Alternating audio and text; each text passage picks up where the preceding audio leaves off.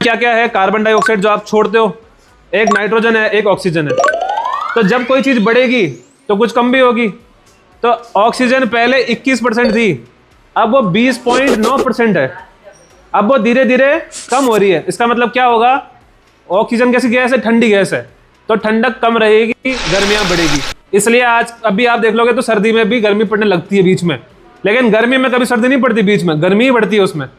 बारिश में भी गर्मी ही बढ़ रही है ज्यादा, है ना। तो तापमान बढ़ने से क्या हो रहा है, आसपास की चीजें जो है, पेड़ जो है वो पेड़ पौधे मरेंगे। वो मरेंगे तो उससे क्या होगा, जो आप ऑक्सीजन कार्बन डाइऑक्साइड निकाल रहे हो ना बाहर, उसको खींचने वाला कोई नहीं है। सिर्फ एकमात्र पेड़ पौधे हैं जो कार्बन डाइऑक्साइड को ले सकते हैं और ऑक्सीजन को छोड़ सकते हैं।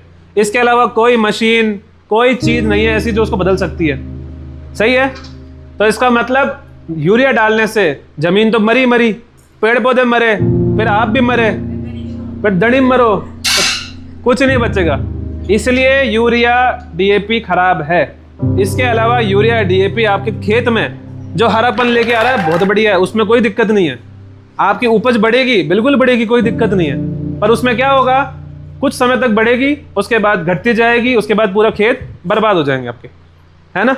जैसे अभी आपकी ज़मीनें सख्त हो गई। अब ज़मीनें सख्त क्यों हो रही है, यूरिया गया खेत के अंदर, खेत में मिला, यूरिया की आदत कैसी है, पानी खींचने की है, पानी खींचा और हवा में उड़ गया, तो ज़मीन में जो आपने पानी पिलाया उसको लेके तो चल गया वो, तो ज़मीन तो आपकी सख्त होगी होगी। अभी सीमेंट जब अपन लगाते हैं, उस समय जब गीली सीमेंट मारते हैं तब तो कोई दिक्कत नहीं है, पानी है उसमें।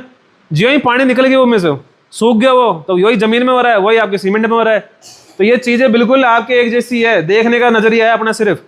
तो अगर अपन को समझ में आ रहा है कि यूरिया क्या कर रहा है खेत में, तो अपन को यूरिया बंद करना है। अब बंद कैसे करोगे?